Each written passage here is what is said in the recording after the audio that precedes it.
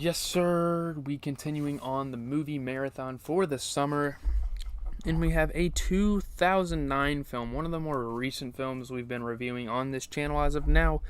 Uh, but we got The Collector. I'm pretty excited to talk about this. I think it's a pretty damn good movie. It is kind of cliche, but it definitely has somewhat of a unique concept if we're in terms of like taking a horror icon and just kind of like altering his premise, altering his strategy.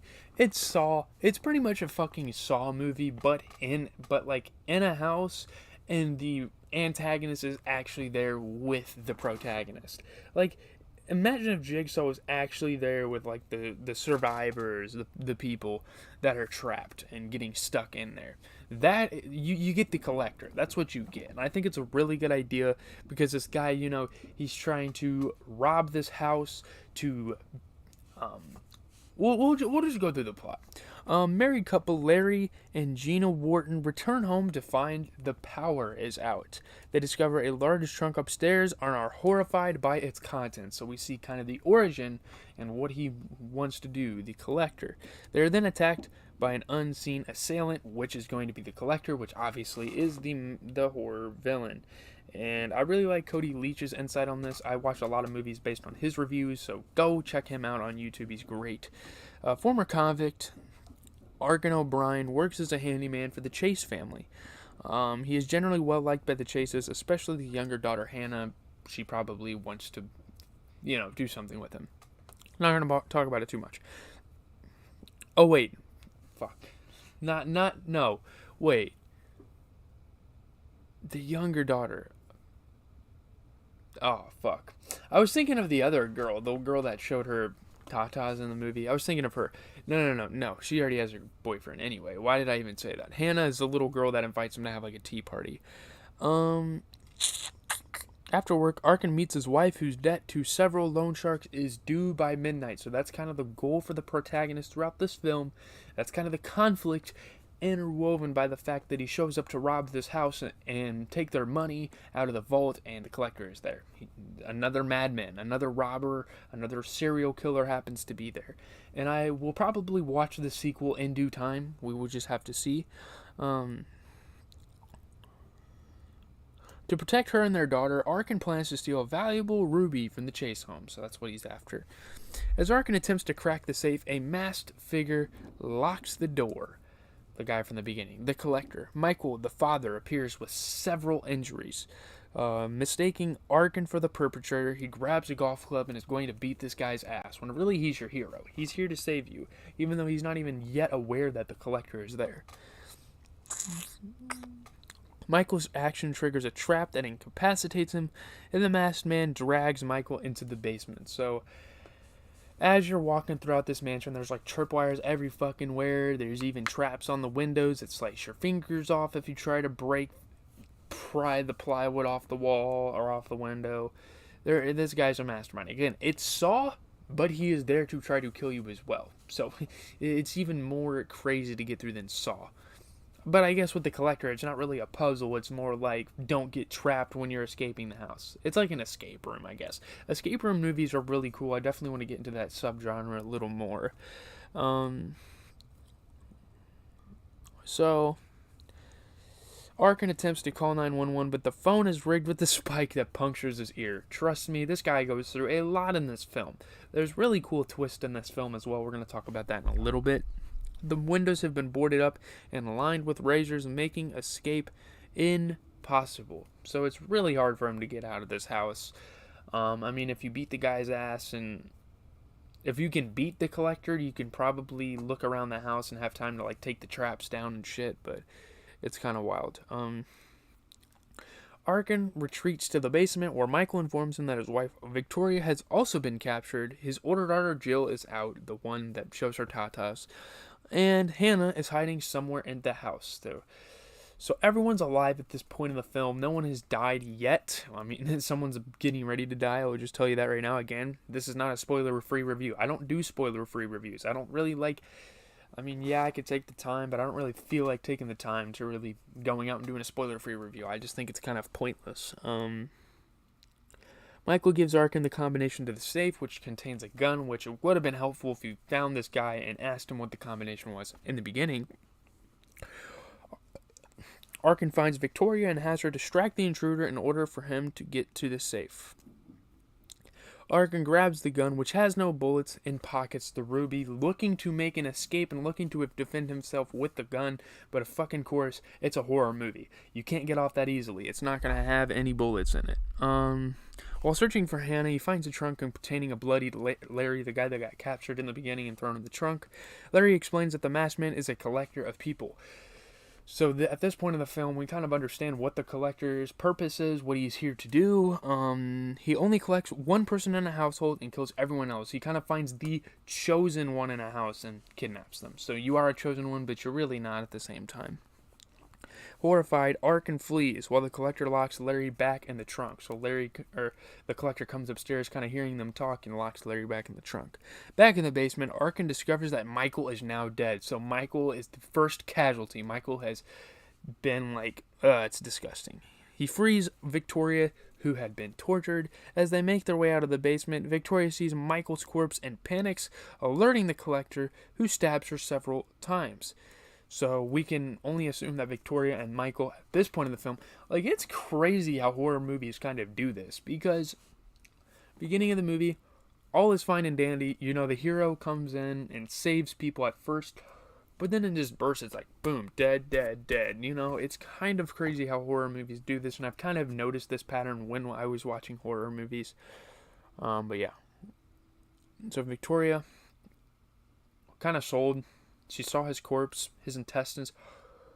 To be fair, a very horrifying sight. His intestines were fucking laying on dangling to the floor. It was gross. And you guys know how long your fucking intestines are. It's kind of disgusting to see them hanging out of someone's dead body. Jill arrives home with her boyfriend Chad. Of course, this guy's name is fucking Chad. As the two prepare to have sex on the kitchen table, they notice the collector watching them. This guy's also a fucking pervert. So we learn something else about the collector in this film. He's a damn pervert. So this guy's sucking her in her tatas, whatever. And he is just watching them the whole time. Chad attacks him, but is killed when he is pushed into a room filled with several bear traps. One of my favorite kills in the movie. I think this was fucking savage. And to be fair, Michael's death and Victoria's deaths weren't really captured that well. There were only about 2 kills in this movie that were captured. And Chad's was the best. Him falling in this room, kind of getting his legs trapped, and there were bear traps scattered throughout the house. Arkin kind of figured this out, and he just falls backwards and then whoosh, right in the middle of the head. He just gets hit with a spike trap. Jill manages to make a 911 call before being captured. Arkin frees Jill, but she doesn't trust him and reaches for a pair of scissors only to be killed by a trap. So now the only 2 characters left in the house, well, obviously not counting the collector, are Arkin and Hannah. So yeah, pretty interesting trap. She gets I don't even remember what happened.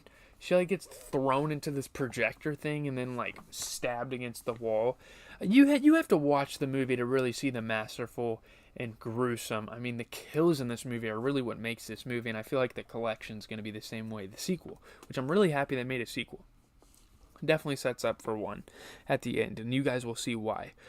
Arkin escapes the house alone, but sees the collector approaching Hannah. Changing his mind, he re-enters the house. He's like, man, I cannot let this child die.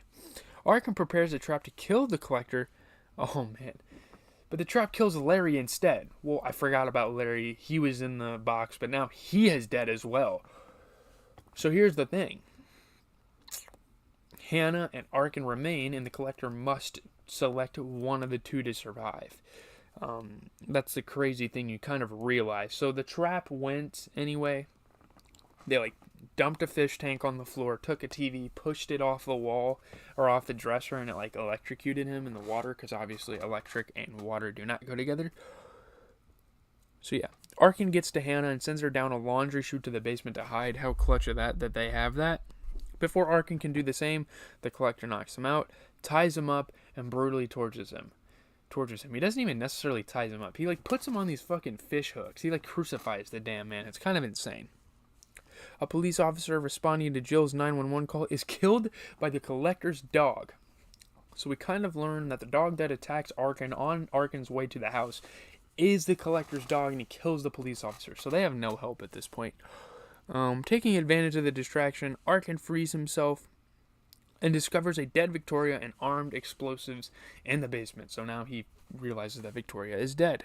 After killing the Collector's dog with a flaming bucket and trapping the Collector in one of his own traps, Arkin escapes with Hannah. So now it's, again, Collector, Arkin, and Hannah. It's like the main three characters that make it out. Seeing approaching police cars, Arkin runs into the road to get their attention and is hit by one of the cars. So not only is he ripping his hands out of fish hooks, getting stabbed in the ears, getting cut in the hands, almost getting hit with fucking bear traps. And Jesus, that was very nerve-wracking watching him like weave through those traps. I thought eventually he'd kill Chad, so maybe a little bit of foreshadowing there in that part of the movie. But he gets hit by a car. He sees Hannah carried away by the police. He tells the police that the Collector was an exterminator working at the Chase house. I don't know if this is true or not, but there's some details about the Collector. The explosive detonates, it destroys the house, but the Collector gets away unharmed. I mean, he has to. There's a sequel. I kind of knew this. While Arkin is being taken to the hospital, the Collector ambushes the ambulance and kills everyone except Arkin, who he kidnaps. He is the body that he chooses for the collection, which is going to be the next movie. And I can already kind of see what's going to happen in that movie. Cannot wait to watch it. I will definitely get to it. In the post-credit scene, the Collector watches film slides on the trunk containing Arkin, who threatens to kill him. So that's where you need to watch the post-credits. And I heard someone tell me to watch the post-credits. Went ahead and did so. This movie is interesting. It gives me like the late 2000s kind of what do we call that, aesthetic, kind of the vibe that a show like a movie like The Dark Knight Rises has. Just the look of everything is very Dark Knight-esque for some reason. I don't know why. The look of the title, the movie posters, just shit like that. I don't know. It just brings back some nostalgia of the late 2000s and how great a movies dropped during that time. People didn't really like this movie that much, but I enjoyed it. Guys, like, it's a Saw movie, but the killer is like very like directly involved. 29% on Rotten Tomatoes, 4.12 out of 10. Increasingly tedious displays of gore makes this torture porn home invasion horror more programmatic than provocative. Again, I mean, it's not one of my favorite horror movies. I will give it that. I'll give these reviewers that, but I don't think it's a bad movie at all. I would say it's about a 6 or 7 out of 10. I think it's pretty decent. If I watch a bad movie, I'll let you know. 2.9 out of 10 on Metacritic. Jesus. Generally unfavorable reviews. You will squirm, but aren't we getting a bit desensitized to these routine torture flicks? I mean, I guess people were kind of burnt out on Saw. That's a fair point. Kind of for the moment, kind of for the time that this movie came out. We already had movies like this with Saw. That makes sense. That's a good critique. I can understand that, but I mean, me personally, I didn't really watch much of the Saw movies. I watched like 1 through 3, and that was it. I didn't watch 4, I didn't watch 5, I didn't watch Jigsaw, I didn't watch Spiral. I didn't watch any of those movies. So I wasn't really burnt out. I mean, I'm sure if I watched the whole Saw franchise, then saw this movie, I'd be like, okay, I can understand where these guys are coming from. But I genuinely think this is a pretty solid movie. And the concept of a guy setting traps and him being there as well, again, that's the unique touch on this movie. They couldn't have him sitting on the sidelines, or else people would literally say it's a Saw knockoff. But yeah,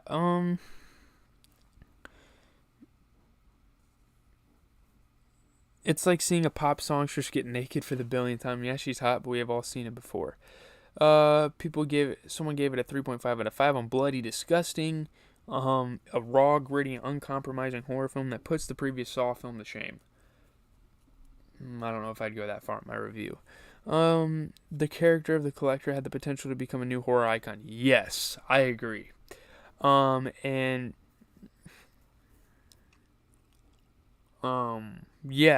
I definitely agree, and I saw Cody Leach actually talking about the fact that the Collector is kind of our modern day horror icon. I mean, I don't know who else we really have at this point.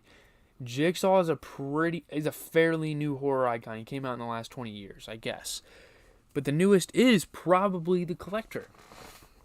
I can't say we've had a whole lot of new horror franchises that have great villains, iconic villains. The Quiet Place kind of has these like Demogorgon, Stranger Things looking characters. The Mist has kind of Mist isn't that new. The Mist came out 2 years before The Collector, but they kind of have these like tentacle monsters. That's about it, though. I don't think there's really that many. So The Collector doesn't have much competition, but it's really great that we get this new horror villain, and we're supposed to be getting a trilogy. So I'll try to watch the sequel probably before the trilogy comes out. I might go to the theaters to see The Collected, which is supposed to be the trilogy name. Anyways, leave a like, comment, subscribe. As always, it's been GZTV reviewing your favorite movies. If you have any suggestions, I will go ahead and take them. But I have a